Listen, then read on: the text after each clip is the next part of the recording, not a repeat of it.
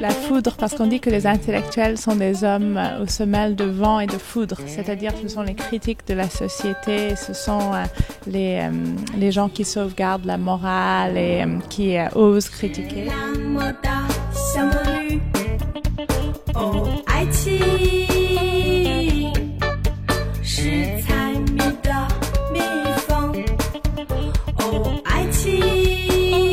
première chose qui frappe les gens, c'est l'œuvre de Miss Mao. Alors, c'est une œuvre des frères Gao et c'est une énorme sculpture en acier, en stainless steel. Et c'est Mao, mais avec une buste d'une femme et avec un nez de Pinocchio. Les énormes dessins de Chiu-Jie, ce sont comme des posters de propagande, ça s'appelle les Dazibao. Donc ça, c'est des dessins de 3 mètres de haut qui prennent 8 mois à réaliser sur la culture populaire chinoise inspirée de la révolution culturelle, mais aussi de sa vie de tous les jours où tous les systèmes de propagande s'entrechoquent, comme la propagande capitaliste, donc les publicités, et la propagande communiste qu'il a vécue toute son enfance. Il a en ce moment une exposition solo au Musée d'art contemporain de Shanghai.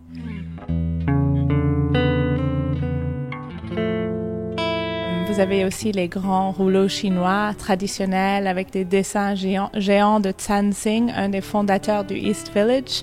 Lui, il s'est représenté en chaman, donc en communication avec l'univers, c'est un principe très taoïste, très bouddhiste.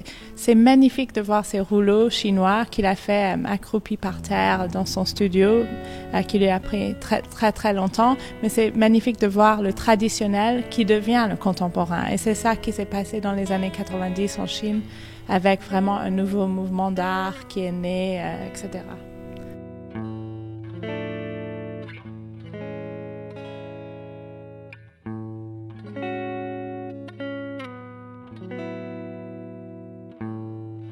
Il y a aussi le travail de Wu Junyong. Ça, c'est vraiment intéressant. C'est un jeune artiste de Pékin qui a fait l'école des beaux-arts de Hangzhou. Et il a utilisé des papiers découpés pour faire des films avec... le grand symbole, c'est l'homme avec le chapeau d'idiot. Et c'est le chapeau qu'on portait pendant la révolution culturelle. Et on faisait parader les intellectuels avec ce chapeau et c'était vraiment une politique d'intimidation. Mais finalement, maintenant, ils montrent ces hommes avec les chapeaux qui ouvrent leur tête, qui est vide. Sous le chapeau, il n'y a rien, à part des animaux mythologiques chinois qu'il a inventés. Moi, ça fait 15 ans que je travaille avec les artistes chinois et quand je suis allée à l'université, il n'y avait pas de département art chinois contemporain alors que maintenant les gens l'étudient à l'université. Alors c'est drôle la transition des studios d'artistes jusque dans les salles universitaires.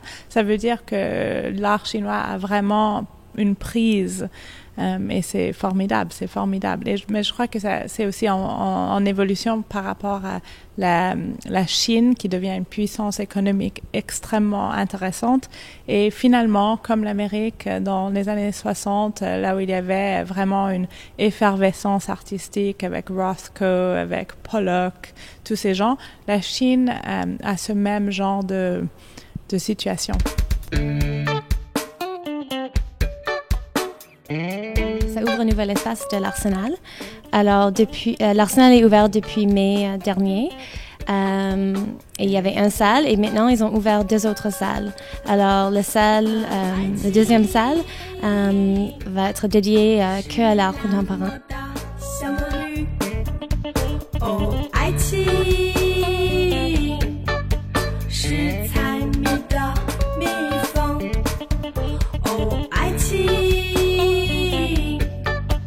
是